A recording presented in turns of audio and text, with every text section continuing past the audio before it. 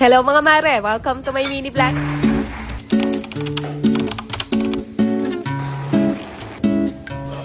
Magandang araw mga mare, uunahan ko na kayo. Parehong araw lang din to nung huli kong mini vlog. Baka kasi magtaka kayo, bakit eto na naman yung suot-suot kong damit. Medyo napahaba kasi yung pag-video ko nung nakaraan, kaya eto at meron tayong pa part 2. Hindi pa kasi talaga kaya ng powers ko yung medyo mahabang vlog. Alam nyo naman at full time, alihila nga tayo dito sa bahay, kaya hanggang 3 minutes lang muna talaga yung kaya ng powers ko sa ngayon. For today's lunch namin mga mare, ayan at dinalahan kami dito ng kapatid ko ng mga nahuli niyang isda, kaya makakalibre kami ngayon ng pang-ulam. Yung kapatid ko na binilihan ko ng bangka nung nakaraan at every time marami yung nahuhuli niyang isda dinadalahan niya talaga kami palagi dito sa bahay. Saktong-sakto nga mga mare dahil wala na rin talaga kaming stock dito sa ref, kaya sangkap na lang yung pinabili ko dito sa mag-ama. Tapos nung nakaraan pa rin talaga ako nagkikrave sa tulingan, kaya saktong-sakto din talaga yung pagdadala ng kapatid ko nito ngayon.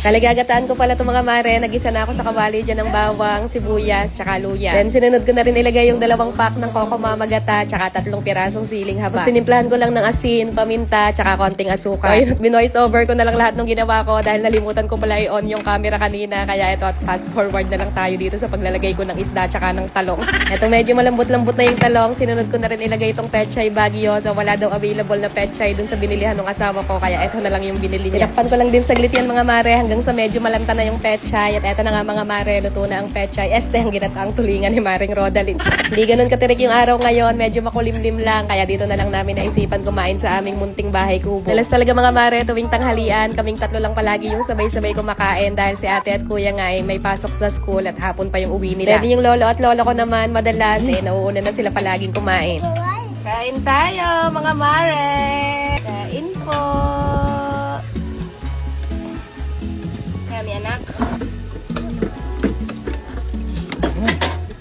Ako sa mabi. Mabi.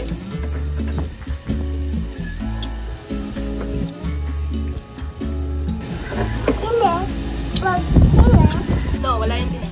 Etong batang maliit mga mare, nako, hindi talaga masasayang yung pagod mo dyan sa pagluluto dahil napakadali lang talaga niyang pakainin. Lalo na nga kapag gagulay ang ulam, nako, ganadong-ganado talaga yan kumain. Pero ang napansin ko sa kanya ngayon, hindi na siya ganun kalakas sa kanin. Mas malakas siya magpapak ng ulam ngayon mga mare, kaya yung ulam nga niya halos pang isang tao na rin talaga. Sarap ng gulay. Gulay, gulay pa. Bago matapos itong vlog, gusto ko lang din pala i-shoutout tong mga solid kumari natin na palagi daw nanonood sa ating mga vlog. Si Ma'am Hazel, si Ma'am May, si Ma'am Jasmine, tsaka si Ma'am Erlinda. From Bohol and from Cebu daw sila, kaya thank you so much mga mare sa palagi niyong panonood sa aming mga araw-araw na ganap. At hanggang dito na lang muna ulit ang aming mga simpleng kaganapan. See you again sa next vlog mga mare ko. Good night na muna at ayun lang muna ulit for today.